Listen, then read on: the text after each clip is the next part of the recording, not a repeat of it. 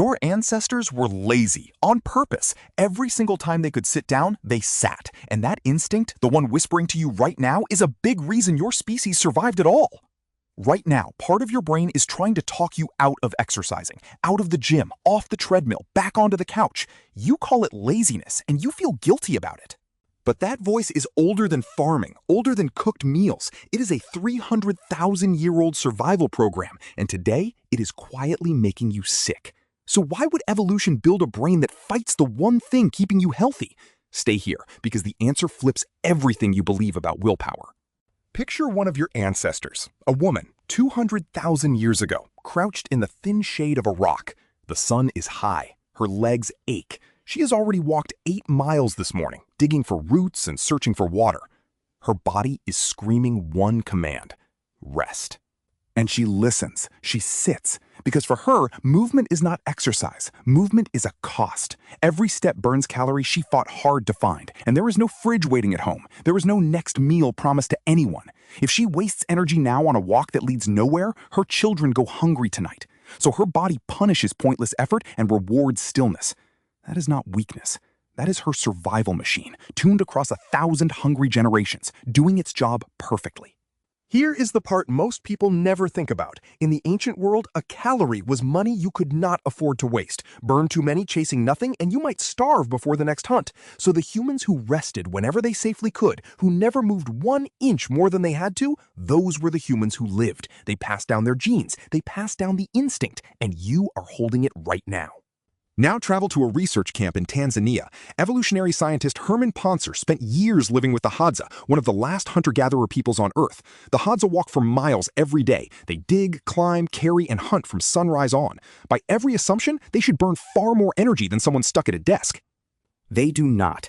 Pontzer found that the Hadza burn roughly the same number of calories in a day as an average office worker in a city. Their bodies quietly adjust, spending less energy in other places to keep the total in balance.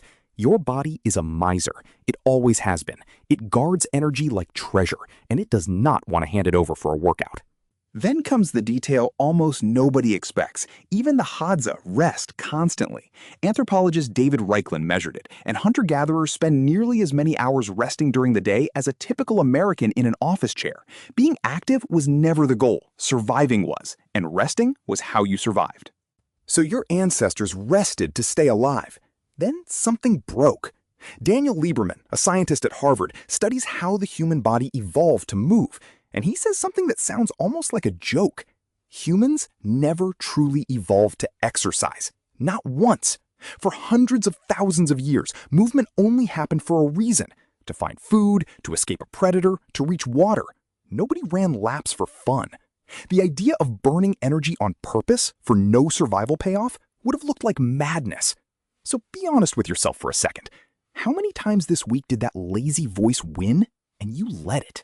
Then the modern world arrived, and it arrived fast. In just a few generations, a blink in evolutionary time, food became endless and effort became optional. You can swallow 3,000 calories without standing up. You can work, shop, travel, and be entertained without your heart rate ever rising. The forced movement that once filled every single ancestor's day simply disappeared. But the ancient software never got the update. Here is the biggest twist of this whole story. That voice telling you to skip the gym is not broken. It is working perfectly. It is doing the exact job it did 300,000 years ago, protecting you from wasting precious energy. The only problem is that energy is not precious anymore. You are running life or death survival code in a world with no real threat.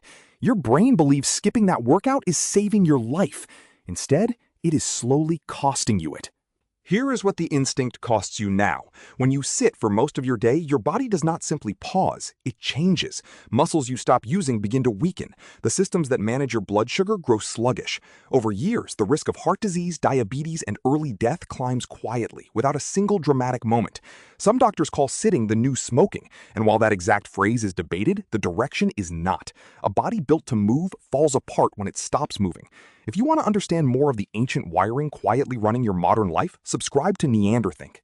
Think about that. You are not fighting a bad habit. You are fighting a body that is convinced sitting down is the smartest thing it can do. That is why the gym feels so hard and the couch feels so easy. One triggers an alarm your ancestors installed. The other switches it off. And here is the cruel part. You feel bad about it. You call yourself weak. You buy the membership, skip the gym, and stack guilt on top of ancient biology. But that guilt is aimed at the wrong target. Because Reichland found something strange about those resting hunter-gatherers. When they rest, they do not sink into a padded chair. They squat, they kneel, they crouch low to the ground. Their muscles stay lightly switched on even while they rest, something scientists call active rest. They sit for hours, just like you, but their bodies never fully shut down. Yours, in a soft chair, does.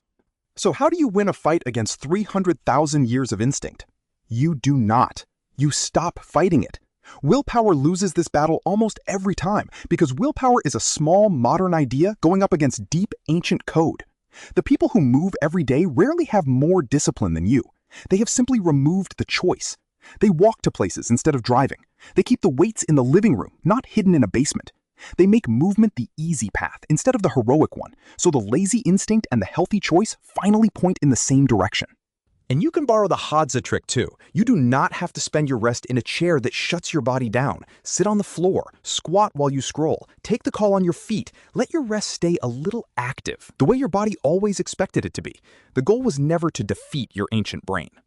The goal is to stop demanding willpower it was never given and start building a world where the healthy move is also the effortless one. Your ancestors were lazy on purpose, and that same instinct is not your enemy. It is a 300,000-year-old survival gift, finally waiting for you to use it right. And if that surprises you, wait until you learn why your body stores fat the instant you taste sugar, the ancient reason you cannot stop snacking.